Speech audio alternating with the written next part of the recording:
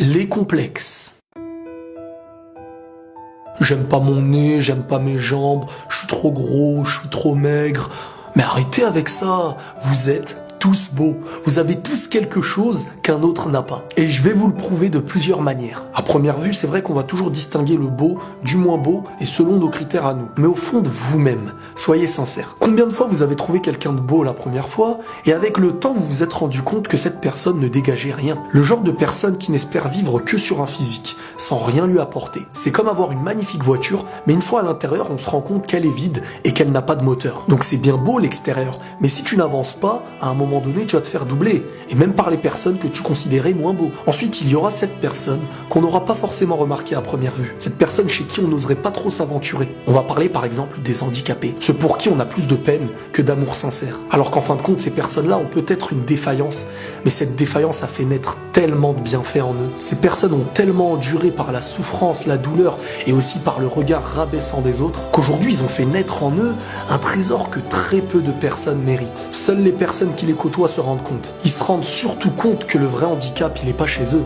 Il est chez nous. Et il n'est pas physique, il est mental. On oublie aujourd'hui que pour être heureux, il ne faut pas forcément être le plus beau de tous, ni avoir le meilleur corps. Aujourd'hui, pour être heureux, il faut savoir vivre de choses simples. Et encore mieux, réussir à rendre heureux. Et rendre quelqu'un heureux, ça te fera devenir une personne à ses yeux encore plus belle que les personnes que tu considérais plus beaux que toi. Tu feras naître en ses yeux des qualités qui au départ étaient pour toi des complexes. Car au fond, les complexes, quand on réfléchit bien, ça l'est uniquement pour nous. Par des défauts qu'on pense avoir, on se met à la place des autres et on pense que ces personnes-là nous regardent avec nos propres yeux. Et très souvent, les complexes disparaissent une fois qu'on arrive à les combler. À toutes les personnes qui aujourd'hui n'arrivent pas à comprendre pourquoi un tel est en couple avec un tel, parce qu'un tel est plus belle que celui-ci ou que celui-ci est plus belle qu'elle et on n'arrive pas trop à comprendre, certains diront que le plus beau, la plus belle est avec l'autre parce qu'il veut des intérêts. Mais si c'était pas toujours pour un intérêt matériel, si la personne était réellement heureuse, est-ce que 90% des gens n'arrivent pas à comprendre aujourd'hui, c'est que des gens beaux, il y en a des millions. Mais des gens qui arriveront à te porter jusqu'au bonheur,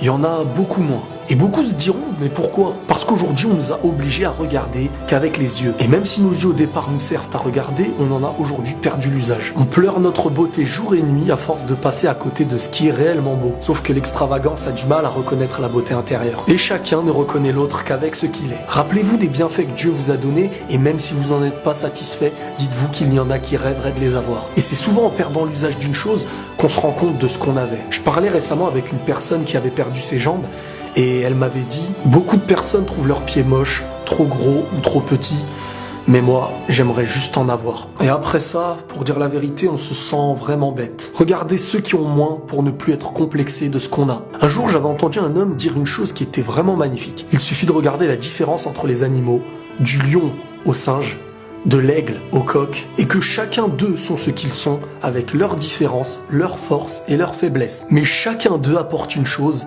qu'un autre ne pourrait apporter. Donc on peut se plaindre une éternité de nos corps, tant que le cœur, lui, ne sera pas en éveil. Notre miroir trouvera chaque jour de nouveaux défauts, jusqu'au jour où notre cœur s'éveillera pour endormir nos défauts. Et la paix sur vous.